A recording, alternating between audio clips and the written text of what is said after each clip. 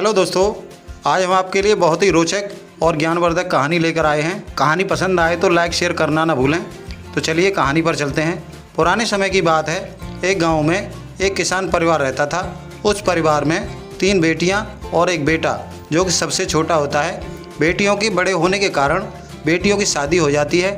कुछ समय बाद जब बेटा बड़ा होता है तो उसके भी रिश्ते आने लगते हैं। सोहन बड़ा ही सदाचारी होता है। सदाचारी होने के कारण सोहन के पिता सोहन के लिए सोहन के अनुरूप बहू चाहते हैं, लेकिन इंसान का चाहा शायद ही कभी पूरा होता हो।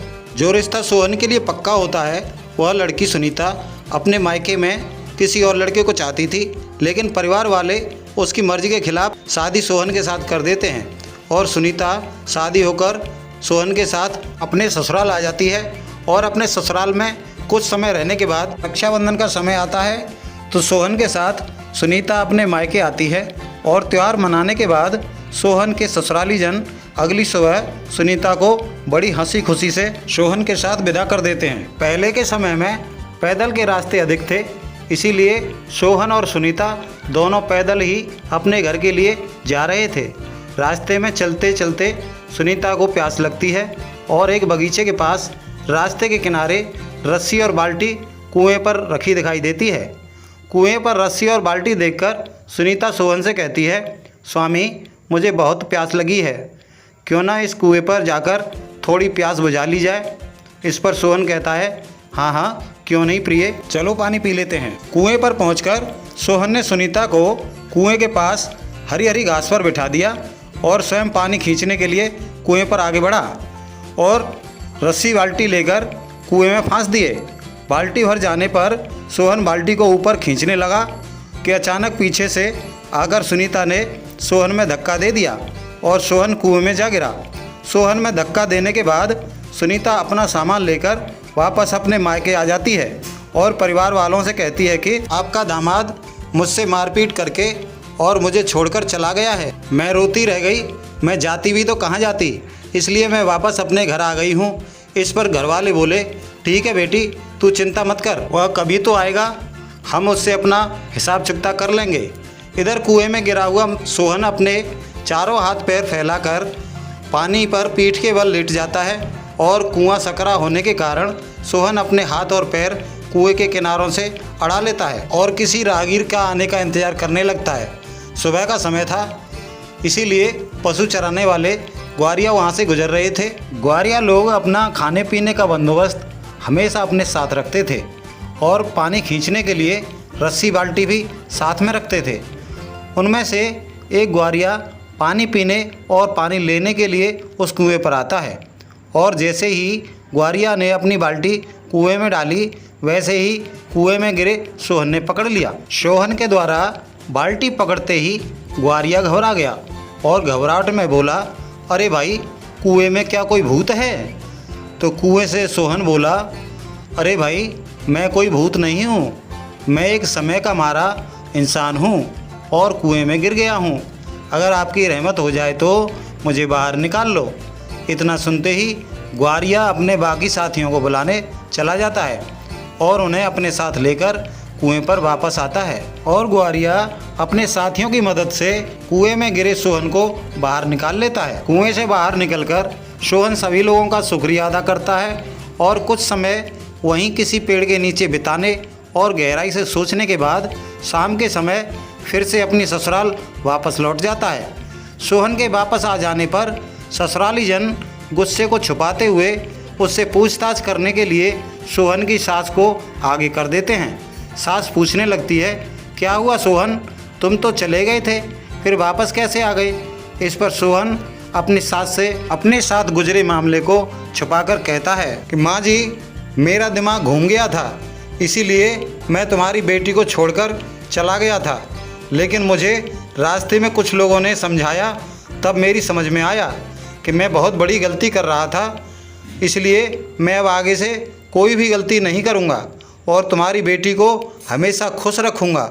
इतना सुनते ही सास और बाकी लोगों का गुस्सा शांत हो जाता है और सोहन को महत्व देते हुए इज्जत के साथ रखते हैं और अगली सुबह ठीक प्रकार से अपनी बेटी को फिर से विदा कर देते हैं। सोहन के इस बर्ताव से और अपनी की गई करतूत से सुनीता की मानसिकता में थोड़ा परिवर्तन आता है और घर वालों की ओर थोड़ा विचार करते हुए सोहन के साथ अपने ससुराल आ जाती है, लेकिन अपने अतीत को नहीं भुला पाती। धीरे धीरे समय गुजरता रहा और उसके एक बेटा पैदा हो जाता है, लेकिन सुनीता के रूखे व्यवहार में कोई खास परिवर्तन नहीं आता। इधर सोहन अपने ध्यान को सुनीता से हटाकर अपने बच्चे में लगाने लगता है और अपने बच्चे को लेकर अपने सपने संजोने लगता है। धीरे धीरे समय गुजरता रहा और बेटा राहुल बड़ा होता रहा। बेटा जब शादी के योग्य हो गया तो उसके रिश्ते आने लगे। एक अच्छा सा रिश्ता देखकर सोहन ने अपने बेटे राहुल का विवाह कर दिया। राहुल की पत्नी सुशीला बड़ी ही गुणवान और शील स्वभाव की थी। शील स्वभाव होने के कारण मायके में प्यार से सुशीला को गम नाम से भी पुकारते थे। सोहन के परिवार में सब कुछ अच्छा चल रहा था। धीरे धीरे समय बीत रहा था कि कुछ समय बाद राहुल और सुशीला के एक बहुत ही प्यारा बच्चा पैदा होता है और अपने वंश की वेल को आगे बढ़ता हुआ देख सोहन बहुत ही खुश हो रहा होता है। उसकी खुशी का कोई ठिकाना नहीं होता। इसी तरह समय आगे बढ़ता रहा। सुशीला और राहुल का बेटा लगभग 1 साल का हो गया। एक दिन सुशीला अपने ससुर सोहन के लिए हर रोज़ की तरह थाली में खाना सजाकर लाती है और आंगन में चारपाई पर बैठे सोहन के सामने भोजन की थाली लोटे में पानी के साथ देती है। खाना देने के बाद जैसे ही सुशीला घर के लिए पलटी, वैसे ही सोहन कहते हैं कि गम तुझमें बड़ा मज़ा, गम तुझमें बड़ा मज़ा। सुशीला अपने ससुर के ये बोल सुन लेती है, लेकिन स्वभाव से सुशील होने के कारण, गुणवान होने के कारण कोई भी जवाब नहीं देती और ना ही किसी को घर में बताती है। अपने मन में विचार करती है कि बुढ़ा तो सठिया गया, मुझसे मजाक कर रहा है, लेकिन इसको मेरे मायके का नाम पता कैसे चला। ऐसा विचार करते हुए बात को रफा दफा कर देती है और अगले दिन अपने ससुर को खाना देने के समय सोचा मैं खाना लेकर जाऊंगी तो हो सकता है कि फिर से वही शब्द कहे, इसलिए मैं अब उनके पोते को ही खाना लेकर भेज देती हूँ। और सुनीता ने ऐसा ही किया। एक बार भोजन की थाली देकर भेज दिया तो दूसरी बार पानी का लोटा देकर भेज दिया। सोहनलाल ने बड़े ही प्रेम से भोजन किए। भोजन करने के बाद थाली और लोटा साइड में सरका दिए और जैसे ही थाली लोटा साइड में किए तो पोता चिंटू दादाजी की गोद में जाकर बैठ गया। पोते के गोद में बैठते ही पोते को खिलाने लगे और पोते को खिलाते हुए दादाजी सोहन कहने लगे, गम खाई तो लाल खिलाए, गम खाई तो लाल खिलाए। इन शब्दों को सुनीता घर में अंदर से सुन रही थी। सुनीता ने जब यह वचन सुने तो उसने विचार किया कि अब बुढ़े की हरकतें कुछ ज़्यादा ही बढ़ गई हैं। अब तो मुझे अपने पति से इनके बारे में बताना ही होगा। ऐसा सोचकर सुशीला ने शाम को राहुल को घर आते ही कहने लगी, तुम्हारे पिताजी अब सठिया गए हैं, मुझसे मजाक करते हैं और कहते हैं गम तुझमें बड़ा मज़ा, गम खाई तो लाल खिलाई। क्या मैं इनको मज़ा देती हूँ? क्या इन्हें मुझ में मज़ा दिखाई देता है? आप ही बताइए, इनका मुझसे मजाक करना उचित है? मैं इनका सम्मान करती हूँ और इन पर जवानी चढ़ी है। इतना सुनते ही राहुल का पारा गर्म हो जाता है और गुस्से में अपने पिता राहुल के पास आता है और कहता है, पिताजी क्या आपकी बुद्धि भ्रष्ट हो गई है? क्या आपका विवेक मर चुका है जो कि आप अपनी बहू के लिए ऐसे शब्द बोलते हैं? राहुल के इतना बोलने पर सोहन बड़ी हैरत भरी नज़रों से राहुल की तरफ देखते हैं और कहते हैं, बेटे बहू तो मेरी धर्म की बेटी है, मेरे घर की लक्ष्मी है। बहू से मैंने ऐसा क्या कह दिया जो तू मुझसे इस तरह से इस रूप में बात कर रहा है? तो राहुल फिर कहता है, क्या कह दिया?